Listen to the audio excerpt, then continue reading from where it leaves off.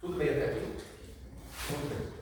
Então, já que estabelecemos a primeira das disciplinas da hierarquia desse quadro que nós vamos fazer, vamos agora realmente voltar, tá? Vamos voltar para essa parte de passado. E vamos pensar o seguinte: se nós estamos pensando sobre vocação, se estamos pensando sobre vocação dos filhos e também na nossa vocação, a primeira coisa que nós temos que pensar é o seguinte: nós precisamos definir o que nós somos.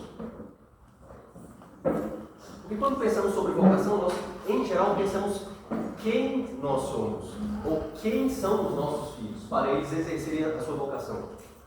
Mas antes de pensar quem nós somos, nós precisamos responder a pergunta: o que nós somos? E isso é o que nós vamos responder agora. O que nós somos? Ou o que é um homem? Agora entenda, o homem aqui no sentido de ser humano, né? Porque o ser humano hoje é politicamente mais correto, mas tradicionalmente, né, a pergunta é essa: o que é o homem? Mas evidentemente entende-se homem e mulher, por favor, tá? Mas muito bem, então a primeira pergunta é: o que é o homem? Ou o que nós somos? O que são os nossos filhos? Quando nós perguntamos o que é qualquer coisa, a resposta será sempre uma definição. Uma definição, portanto, é uma resposta à pergunta o que é. Qualquer que seja a coisa que você quer responder ou definir, certo? Existe um pensador chamado Porfírio e ele estabeleceu um modo exemplar de se definir alguma coisa, que ficou conhecido como árvore de Porfírio. Portanto, para nós respondermos o que é homem, nós podemos utilizar a árvore de Porfírio para respondermos. E o que ele nos diz é o seguinte: para definirmos qualquer coisa, o melhor caminho é começarmos do aspecto mais amplo desta coisa.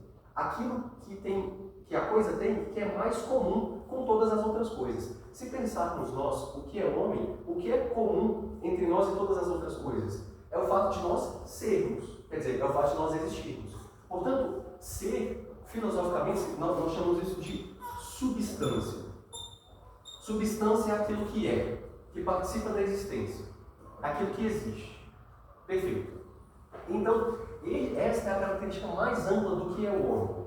Podemos agora colocar um funil, afunilar, e podemos fazer a primeira diferença da substância entre uma substância que é material e uma substância que é imaterial. Então nós podemos definir, por um lado, uma substância material e uma substância imaterial. Do lado imaterial, nós podemos dizer, por exemplo, que o espírito, né, é uma substância imaterial.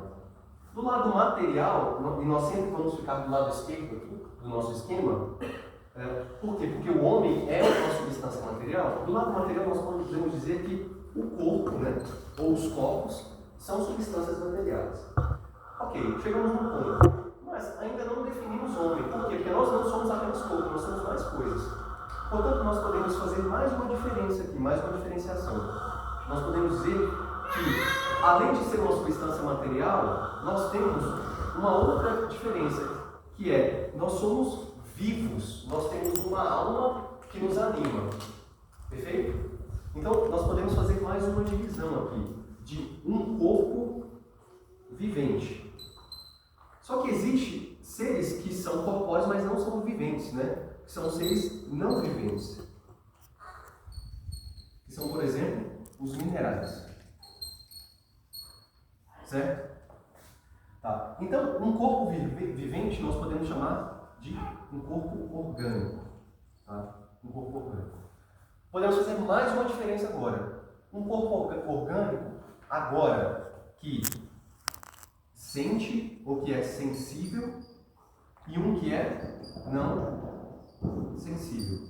Um exemplo de um não sensível: os vegetais. E o sensível, exemplo de sensível, os animais.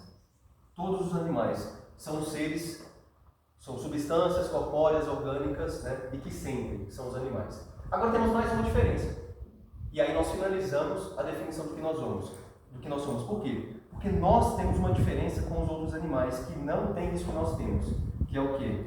que é uma alma, que é aquilo que nos anima, mas que é racional. Enquanto os outros animais que não são racionais, comumente nós chamamos eles de brutos. Perfeito? Então, agora nós podemos responder, de acordo com o Porfírio, pelo esquema que ele montou, e por isso é chamado de árvore, por causa desse esquema, nós podemos responder que o que nós somos propriamente, né, o que é o homem. O homem é 2 pontos, um animal racional. Isso é um aspecto da nossa alma. Isso é o que nos define. Nós somos algo que tem alma, nós somos uma substância corpórea orgânica animada. O que é uma coisa animada? É aquilo que tem alma, mas a nossa alma tem uma característica muito específica. Ela é racional. Muito bem. Se nós respondemos agora o que nós somos, nós vamos pensar na estrutura da nossa alma. Nós vamos pensar na arquitetura da nossa alma. Vamos pensar no desenho da nossa alma. Por quê? Porque se a nossa alma é racional, abaixo desse aspecto racional da nossa alma, nós temos outros 2 aspectos que nós guardamos ou dividimos com esses outros seres aqui. Então, no primeiro degrau, se pensamos na arquitetura da alma, a parte mais inferior da nossa alma é a nossa alma vegetativa. Vocês vão entender por que a gente está colocando isso aqui. Essa parte da nossa alma é responsável pela nossa nutrição, ou pelo nosso apetite nutritivo vegetativo de subsistência. Tá? Agora nós temos um aspecto superior, um degrau acima desse aqui, que é o aspecto da nossa alma, que é o nosso apetite, né, sensitivo, a nossa alma sensitiva. Essa é a parte que nós compartilhamos com os animais. É aquilo que nos faz sentir, é aquela que está conectada com os 5 sentidos externos e com os 4 sentidos internos. Nós falaremos ainda sobre isso. Por fim, nós temos o degrau mais superior da nossa alma, que é o degrau da nossa alma intelectiva. Nós não dizemos assim, nós somos imagem e semelhança de Deus. É por isso que nós somos imagem e semelhança de Deus, porque nós temos uma alma intelectiva. E a nossa alma intelectiva, ela é constituída de 2 potências. Quais são elas, né? A vontade e o intelecto. Isso aqui, os animais brutos ou os outros animais não têm. Só nós temos.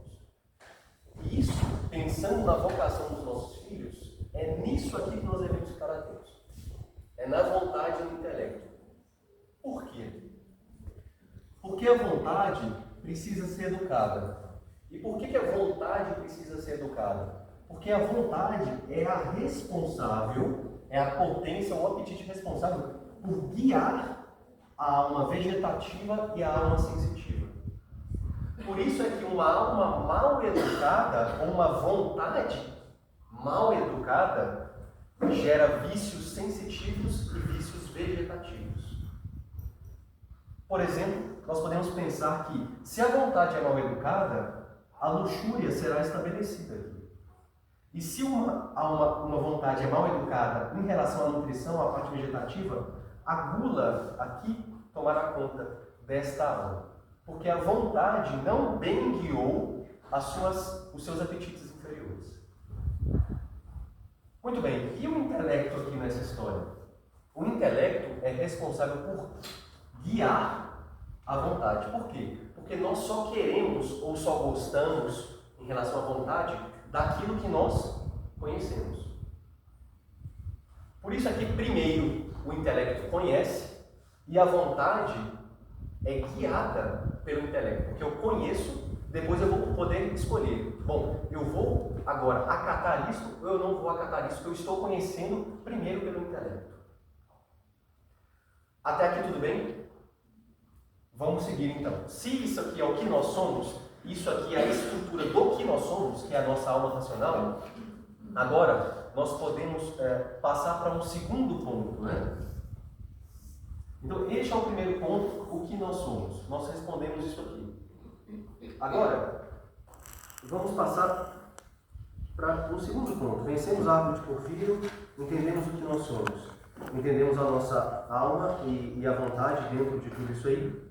E vamos falar sobre como nós conhecemos. Né? Por quê? Porque isso aqui é o mais importante em nós. Tá? Isso é o mais importante. E esta parte da nossa alma é a parte responsável por conhecer. Então, se isso aqui foi respondido o que nós somos, né? Ou o que é o homem, vamos responder como nós conhecemos.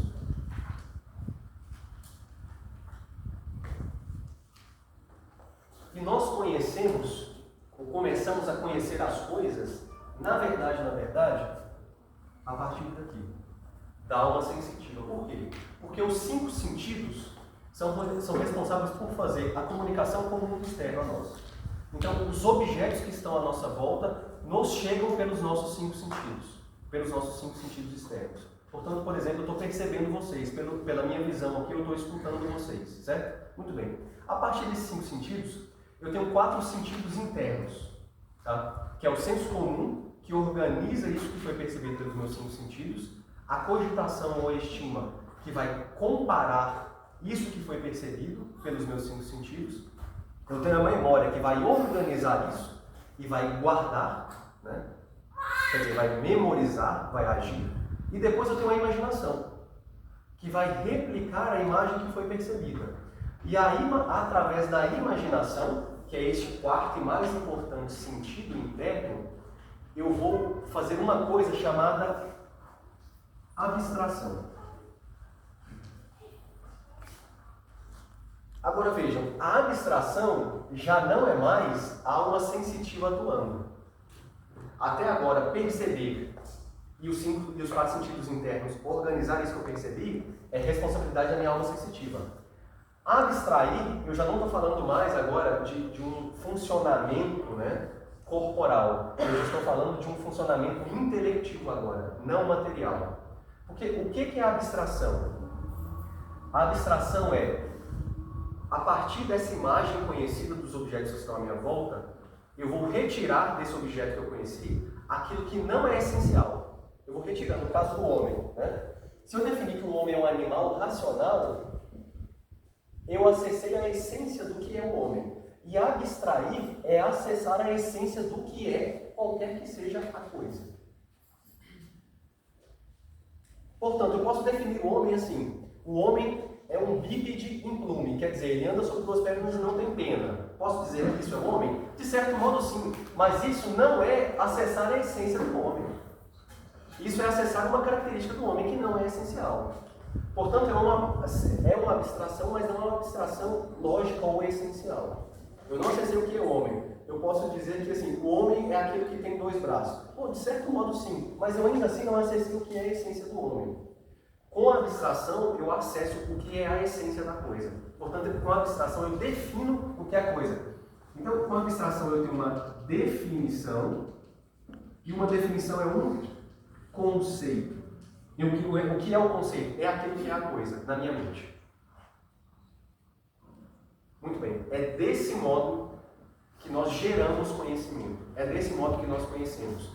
Primeiro pelos sentidos, depois pela alma intelectiva, fazendo a abstração e conhecendo essencialmente as coisas. Falando sobre inteligência artificial, só um pequeno parênteses aqui.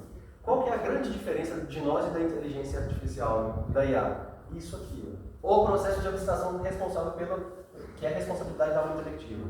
Isso aqui nunca criaremos isso aqui, porque isso aqui é infusão divina. Nós nunca faremos isso aqui, nunca conseguiremos, certo? Então, acessar a essência ou o conceito das coisas é responsabilidade nossa. Não conseguiríamos passar isso para outros seres, outros seres, né? Muito bem, fora o comentário que não tem tanta importância para nós aqui, vamos voltar. Muito bem, então, passamos também pelo modo como nós conhecemos, e nós podemos agora chegar a estruturar as disciplinas aqui para um outro ponto, né? Se nós respondemos o que nós somos, respondemos como nós conhecemos, agora podemos responder a uma outra pergunta. Como nós agimos? E por que como nós agimos? Porque no mundo, como nós temos vontade e intelecto, no mundo nós temos uma coisa chamada liberdade. Por causa disso aqui, ó. Porque nós não podemos dizer propriamente que os animais são livres. Porque eles não têm espírito. Eles não têm alma intelectiva. E só com a alma intelectiva nós podemos dizer que nós temos isso aqui. Essa possibilidade de ação que é a liberdade. Uma definição. O que é liberdade? É a falta de constrangimento externo. Liberdade, portanto, é falta de constrangimento externo. Por quê? Porque nós podemos pensar, conhecer a coisa e decidir se eu quero ou não a coisa. Portanto, eu sou livre. Isso propriamente é liberdade. Certo? Agora, quem é mais livre? É aquele que decide ou que quer a coisa não pela sua vontade própria, mas por qual vontade? Aquela que foi dita ou revelada, a de Deus. Portanto, mais livre não é quem faz a própria vontade. Mais livre é quem faz a vontade de Deus. Porque o bem maior de todos, ou a definição, a finalidade maior de todos, não é estabelecida por nós. Foi guardada por nós na revelação e nós podemos exercer a partir da vontade de Deus. Muito bem. Se nós temos liberdade, né, então nós podemos agir. Agora, como nós agimos? Como nós, homens agimos? Nós temos mais ou menos 3 possibilidades de ação. A primeira delas está relacionada com a alma vegetativa, que é uma ação motriz. O que é uma ação motriz? É uma ação que alimenta os apetites do corpo. E uma ação motriz gera um fazer. E o que é o fazer, né? O fazer é aquilo que gera uma coisa chamada arte. E o que é arte, propriamente? A arte é a reta razão do fazer. É quando eu faço alguma coisa, é quando eu crio alguma coisa por responsabilidade do meu intelecto. Mas agora, quando é uma ação motriz, é uma responsabilidade do intelecto, alimentando um apetite do corpo. Tá? Só um detalhe aqui sobre arte. Em geral, entendemos arte uns 15 minutos. Em geral, entendemos arte como as 7 belas artes. Em geral, falamos de arte, nós falamos cinema, escultura, pintura, dança, música, teatro. Em geral é isso. Mas arte propriamente não é só isso. Arte é qualquer coisa que eu faço. Em outras palavras, eu penso, eu tenho uma forma na minha cabeça, eu pensei uma cadeira, uma forma na cadeira. Quando eu crio uma cadeira, eu faço uma cadeira. Portanto, é estabelecer a forma que eu pensei no objeto real. Portanto, é moldar a forma do objeto real conforme aquilo que eu pensei. Se eu fiz isso, eu posso dizer que eu fiz arte. Porque eu fiz. Logo, arte é a reta razão aqui do fazer. Certo? Muito bem. Mas aí, eu tenho uma segunda possibilidade de ação, né? Como uma ação sensível aqui, tá? E a ação sensível, né? Ela atualiza os meus apetites aqui, no segundo degrau, da minha aula. E aqui, se aqui eu estou fazendo, aqui propriamente eu estou agindo. Aqui eu faço e aqui eu estou agindo, certo? Se eu estou agindo, eu estou pensando em algo prático, certo? Para responder aos meus apetites sensíveis. E quando eu faço bem, então quando eu ajo bem, eu posso dizer que eu fui prudente. Portanto, a prudência, ela além de ser uma virtude cardial, uma virtude humana, o Padre João Paulo está explicando isso para nós, e ela é a rainha das virtudes humanas. Além disso, a prudência é quando nós, pela vontade educada, nós agimos bem na nossa vida prática. Muito bem. Então, depois, nós temos um terceiro modo, né? Então, são esses três modos de ação: o fazer, o agir e o conhecer, que nós vimos aqui. E o conhecer nos gera uma coisa chamada ciência. E o que é ciência? É o conhecimento das causas naturais. É conhecer a coisa natural através das suas causas. Isso propriamente é ciência. Portanto, isso aqui são os três modos de ação do homem. Se estes são os três modos de ação do homem, necessariamente, quando pensa em vocação dos filhos, é sobre isso aqui que eu tenho que pensar. É conhecer isso aqui. Para destrinchar isso aqui, ver todas as possibilidades de ciência, todas as possibilidades da vida prática ou das ciências práticas, que nós veremos quais são, e todas as possibilidades de arte. E pensar, quem é meu filho agora? Para eu apresentar para ele essas possibilidades. E para pensar, bom, dentre esse quadro, e que agora nós vamos ver que é gigantesco, né? Onde está meu filho? Onde estão os meus filhos? E aliás, onde eu estou? Eu estou no lugar onde eu deveria estar. Eu estou fazendo aquilo que eu nasci para fazer? Eu nasci para pensar, para conhecer? Eu nasci para bem agir, né? Para pensar sobre as ciências práticas? Ou eu nasci para fazer? Né? Eu tenho mais facilidade para o quê? Eu fui chamado para o quê? Diante dessas possibilidades. Muito bem. Vamos continuar. Vamos seguir.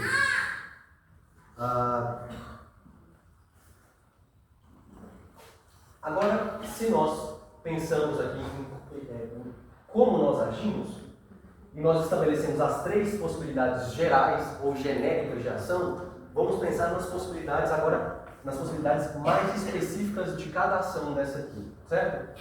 Então, se nós temos primeiro as ações que respondem ao corpo, né? Nós pensamos em ação motriz, nós podemos pensar no gênero arte. E nós podemos dividir o gênero arte em duas espécies, né? Então, nós temos uma arte, que é a arte servil. Qual é a arte servil? É aquela que necessariamente serve ao nosso corpo. São todas as artes que alimentam os apetites do nosso corpo. Por exemplo, a culinária, como, por exemplo, a carpintaria ou a marcenaria. Certo? Por exemplo, alguém que costura, por exemplo, alguém que faz uma construção e constrói casas. Por quê? Porque o nosso corpo depende disso, né? Nós precisamos de abrigo, né? Ou ainda, alguém que pensa a casa. E aí nós temos uma arte que é híbrida, né? Que é a arquitetura. Porque a arquitetura será tanto uma arte servil, porque ela pensa o objeto que vai servir ao nosso corpo, como também ela tem relação com outro tipo de arte, que se temos por um lado as artes servis, nós temos por outro as artes liberais. E por que essas artes se denominam liberais? Porque elas atendem ao apetite de liberdade que nós temos e esse atendimento, essa potência de liberdade que nós temos, é em relação à nossa alma, e a nossa alma intelectiva é uma alma livre. Por isso essas artes se chamam artes liberais. E quais são as artes liberais? A princípio, nós postulamos e nós estabelecemos a partir do medievo 7 artes liberais, certo? No trigo e no quadril. Mas, propriamente, arte liberal é todo aquele fazer que não é servil e que não serve ao corpo, certo? Aqui, nós podemos então começar com a primeira arte liberal e a mais básica de tudo, né?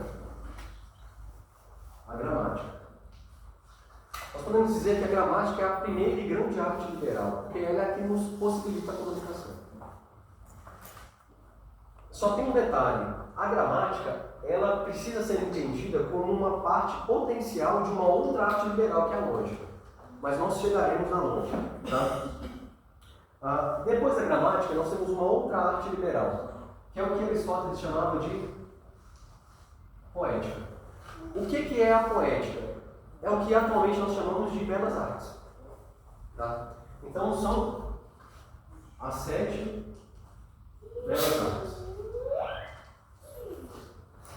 Então, nós temos as 7 belas artes, né? Que são as temporárias, que são cinema, teatro, dança, o que mais? Literatura, certo? E nós temos as estáticas, né? As artes liberais são estáticas, que é pintura e escultura, porque elas não se dão no tempo, essas aqui, enquanto essas outras se dão no tempo. Por isso essa diferença de essas aqui são temporárias e essas aqui são estáticas, pintura e escultura, certo? Muito bem. Então temos as 7 belas artes.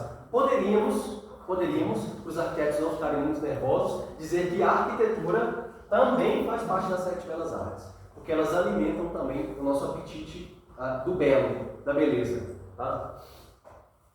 Muito bem. Depois da poética, nós temos ainda outras artes liberais, que são a retórica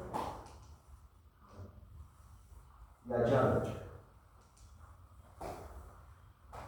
O que é a poética? O que são as artes do belo?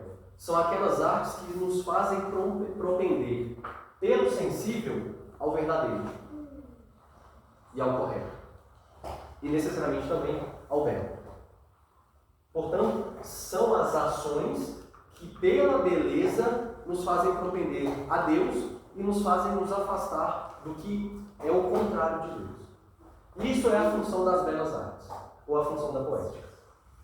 A retórica também faz isso, ela nos faz propender a verdade. Todas as artes, na verdade, fazem isso, mas a retórica nos faz propender a verdade, mas de um modo muito específico. Tá? Em geral, através do convencimento. Isso é responsabilidade da retórica. A dialética também, como a retórica, nos faz pelo convencimento, mas a dialética está mais próxima da verdade ainda. Por quê? Porque com a dialética eu tenho mais certeza da verdade do que a retórica. Só que eu ainda tenho receio de que o oposto esteja certo. Na dialética eu ainda não tenho a verdade, a certeza indubitável. Porque quando eu terei a certeza indubitável, a certeza que não cabe nenhuma dúvida, com essa outra arte que é a lógica. E propriamente, o que é a lógica? É uma arte. Falamos da arte, certo? Das artes. Agora nós vamos falar sobre ciência.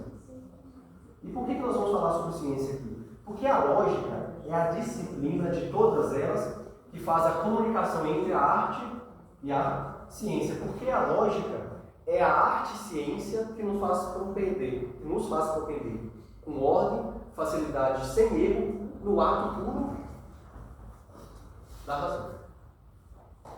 A lógica é a matéria que é o caminho, ou a ponte, ou a conexão entre o primeiro tipo de ação, que é o fazer, e o tipo de ação que é o conhecer. Isso, propriamente, é a lógica. E sem ela, nós não faremos ciência. Por isso, a lógica nunca deveria ter sido tirada dos currículos escolares. Nunca. Esse foi o maior crime da pedagogia contemporânea. Tirar a lógica dos currículos das crianças.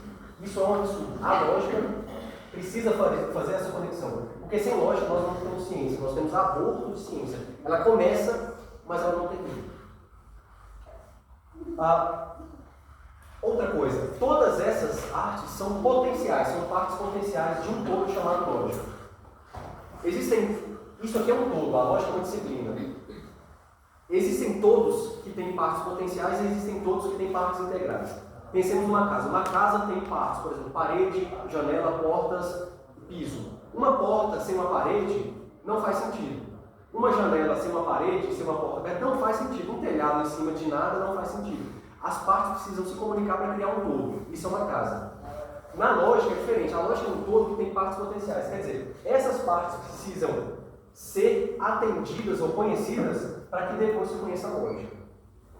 Por isso é que é preciso educar a vontade e o imaginário das crianças com a gramática, com as belas artes, com boa música, com boa literatura, com boa pintura, depois passando pela retórica e também pela dialética, para que a lógica seja melhor entendida, assim como a gramática. A gramática sem a lógica não é completamente entendida. para depois fazermos o quê? Enquanto adultos? Ciência. Muito bem? Tudo bem até aqui? Vamos ver quanto tempo nós temos. Temos um minuto. E nós nem estabelecemos a hierarquia das disciplinas aqui ainda. Nós nem estabelecemos o quadro das disciplinas, né? Muito bem. Agora o que eu faço?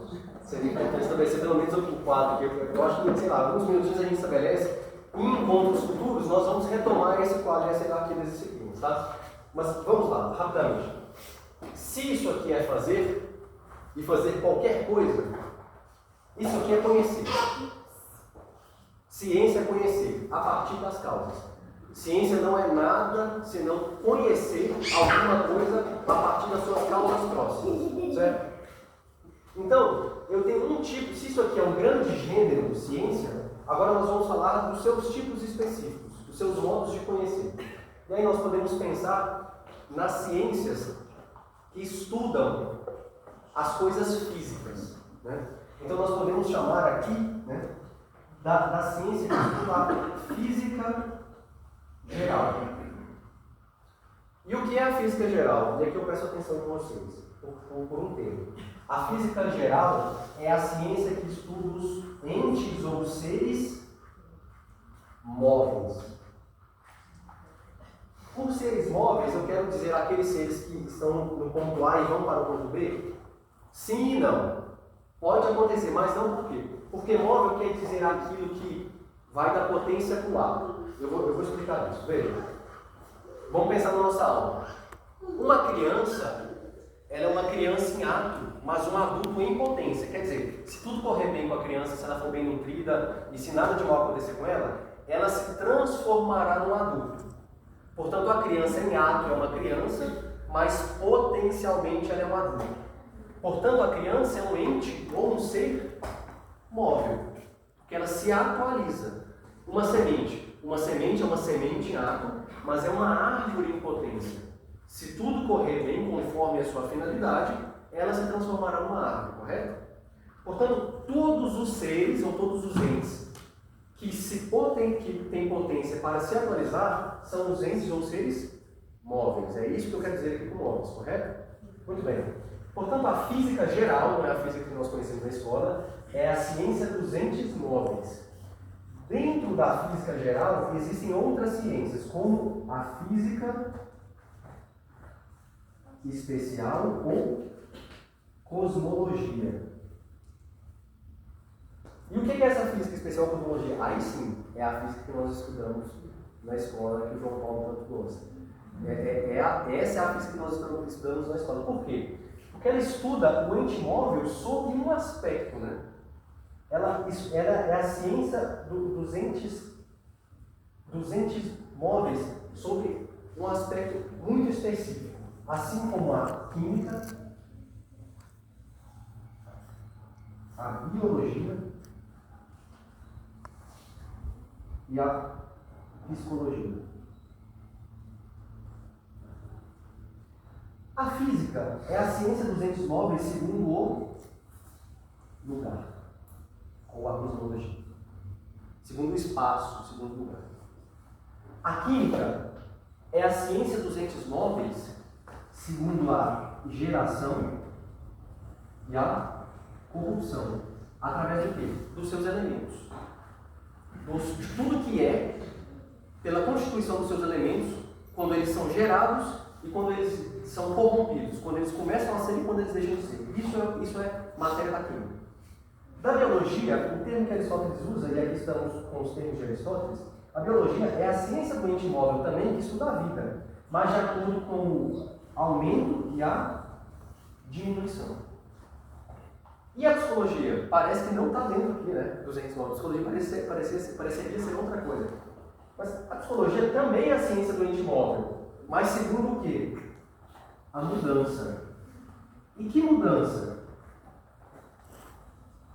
Daquilo que anima os seres, da alma dos seres. E no nosso caso, é a ciência dos entes móveis, de acordo que estuda a alma pela mudança, e aí nós chamamos isso aqui de antropologia.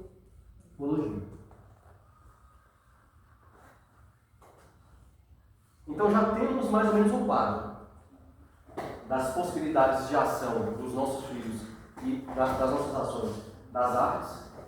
Temos um quadro das ciências especulativas, que no caso é a ciência, aqui no caso a física geral, com as suas ciências específicas, ou com a sua física específica. E nós temos agora, nós podemos falar, se nós falamos sobre as ciências especulativas aqui, nós podemos falar rapidamente sobre as ciências práticas.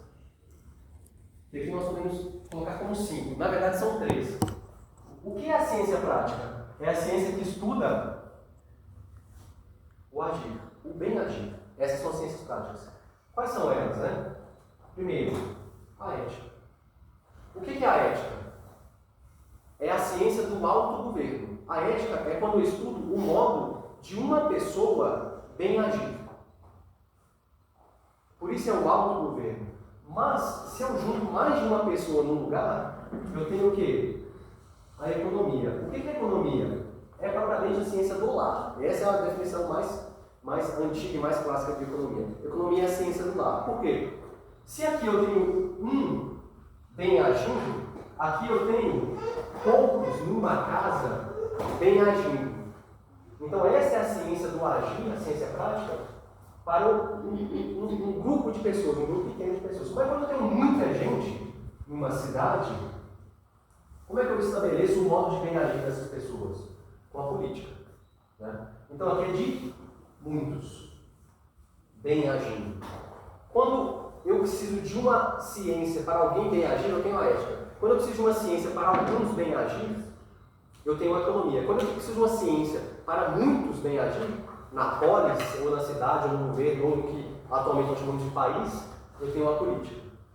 Para também os advogados não se sentirem tão assim, pequenos e tristes, nós podemos colocar aqui o quê? O direito. E para além disso, para os historiadores também não começarem a chorar, né? Meu Deus, onde vai a história aqui? Nós podemos colocar aqui também a história. Com todas as matérias relacionadas com qual tipo de ação, qual natureza de ação? O agir. Se nós temos as artes, nós temos as ciências especulativas, temos as ciências práticas, nós podemos pensar agora em duas ciências puras antes de chegarmos à teologia, que foi a nossa primeira ciência, né? Ou nossa primeira matéria. Então nós temos as ciências puras, eu vou te colocar duas aqui, tá? Primeiro, a matemática, que estuda o ente ou o ser de acordo com uma característica sua, que é a quantidade. E aí ela se divide em duas espécies, né? A aritmética e a geometria. Porque uma vai estudar a quantidade, que é o que Aristóteles chamava sem a sua extensão, e a outra com a sua extensão, que é a geometria. O número ou a quantidade pensado na superfície, na extensão. Aí temos a geometria. Sem pensar na superfície e a extensão da quantidade do nós temos a aritmética. Uma outra, e agora a rainha de todas as ciências, daí eu venho meu peixe aqui, né? A mais importante antes da teologia, sem a teologia, nós temos a metafísica. Ou filosofia. Porque se cada uma dessas ciências estuda as coisas de acordo com um aspecto, a metafísica ou a filosofia estuda as coisas que existem sem aspectos acidentais ou características. Estuda as coisas por ela mesma, ou pela essência da coisa, aqui na abstração. Se o homem essencialmente é um animal racional, e nós sabemos que ele é um animal racional, porque acessamos a essência dele pela abstração, a filosofia estuda também a essência das coisas, ou a ciência da realidade, sem nenhum aspecto acidental, porque os aspectos acidentais das coisas são estudados pelas outras ciências, cada um de acordo com a sua característica. Por isso, todas as ciências, ou todo o conteúdo que nós podemos realizar, enquanto homens, enquanto pessoas, depende, inclusive, das características das coisas. Portanto, acima da metafísica aqui, nós encerramos aqui com a razão. Todas essas matérias são de responsabilidade da razão. Por quê? Quando agora nós pensamos na revelação e na fé, esta aqui seria a última disciplina do livro, para fechar esse quadro hierárquico das disciplinas, que seria a teologia. Quer dizer, a fé sob a luz da razão. Então, este é o nosso quadro de possibilidades. É diante disso aqui que nós teremos que pensar sobre os nossos filhos. Sobre a possibilidade de ação dos nossos filhos. Aqui, nessa realidade, dessas possibilidades. Onde estão os nossos filhos? E aí, nos próximos encontros, nós podemos pensar assim: bom, agora sim, né, nós podemos responder a pergunta: bom, o que nós somos, nós respondemos. Como nós conhecemos, respondemos. Como nós agimos, nós respondemos. Com o quadro hierárquico. E agora, nos próximos encontros, nós podemos responder a pergunta assim: quem é? Porque agora, quando eu pergunto quem é, eu estou falando sobre. Eu estou falando sobre pessoa. O que é a pessoa? Senão o animal racional individual. Aí eu respondo quem é. Porque agora, como pessoa, eu tenho a junção de duas coisas, né? Que é a personalidade. E o que é a personalidade? É a junção de temperamento e outra coisa, o caráter. E isso aqui, então, a partir desse quadro hierárquico, nós podemos falar sobre isso, então, nos nossos próximos encontros. A princípio é isso. Obrigado.